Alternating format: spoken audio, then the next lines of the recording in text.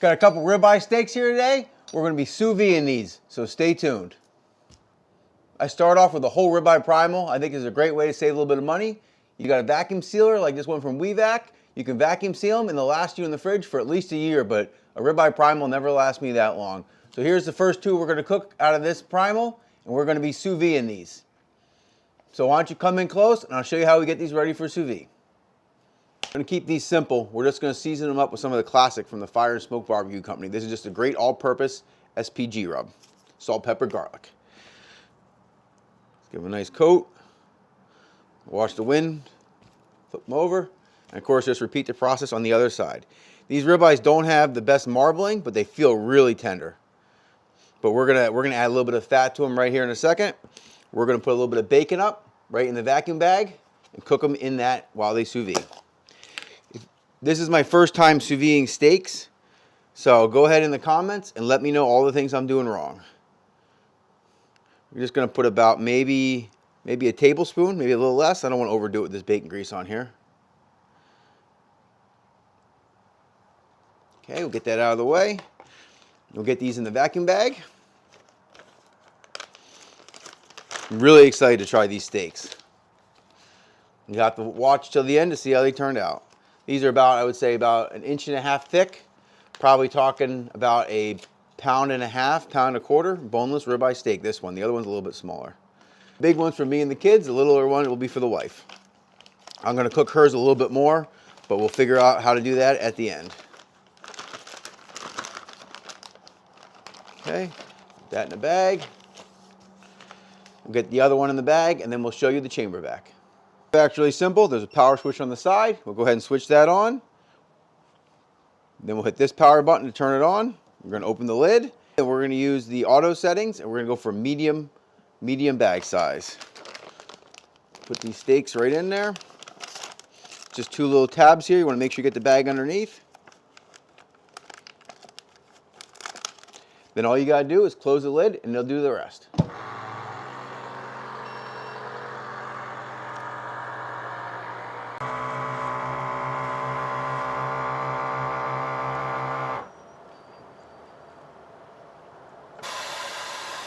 Always fun to watch that happen. Go ahead and get the other steak vacuum sealed, and then we're going to head in and fire up our sous vide.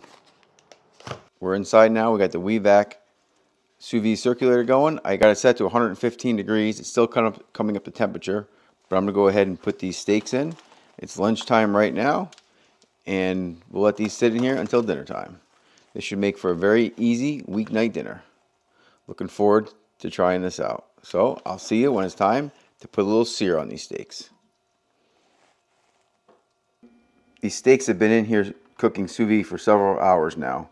What I'm going to do is I'm going to go ahead and remove the one that I want to keep rare, and then I'm going to increase the temperature from 115 to 145 so we can get one that's more on the medium to medium well side.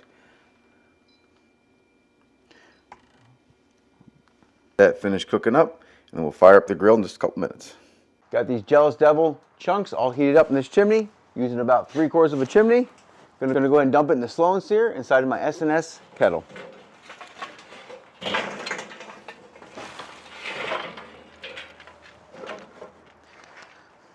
While this finishes heating up, we're going to make a sauce to finish these steaks with. As far as the sauce goes for these steaks, it's going to be really simple. We're going to go in with about 1/2 cup of heavy cream or so. Then to season it, we're going to use some shiitake from the Fire and Smoke Barbecue Company. Maybe about 1/2 teaspoon of that, and about 1/2 teaspoon of the classic SPG rub from the Fire and Smoke Barbecue Company.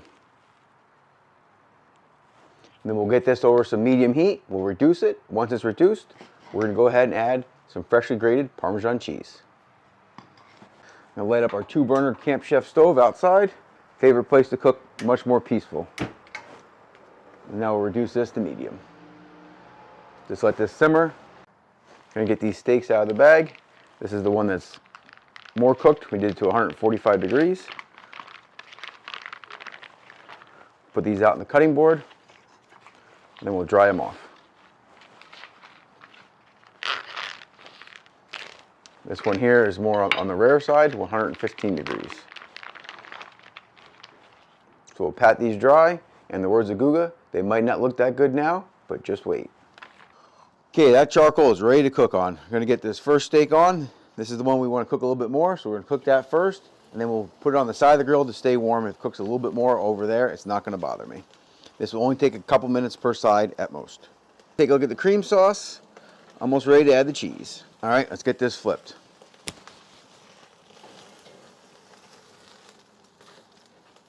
So we're just doing about 30 seconds per side in between flips. So we'll get about a minute per side. Okay, this is gonna be our last flip, and then we'll move it to the side. Stay warm. Look at that. That is a beautiful looking crust on there. If you haven't tried Jealous Devil charcoal, you gotta give this charcoal a try. It's the best, hands down, charcoal I've ever used.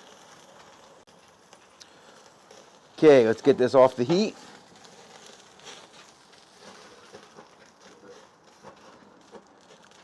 Let that sit over there. I'm going to finish up the cream sauce, and then we're going to sear the last steak. Like I said, this cream sauce is really simple. You can see the cream's thickened quite a bit.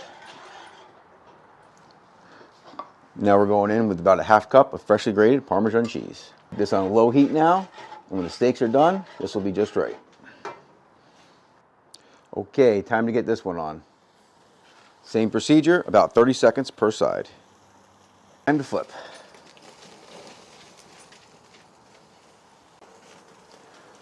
Okay, last flip right here. Oh, look at that. Look at those grill marks. It's on the cutting board, and then we'll go in for the taste test. Look at those beauties.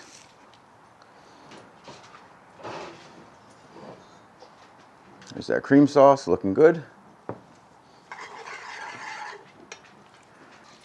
Just gonna sneak a little bite off the steak before I go in and eat with the family. Don't tell them.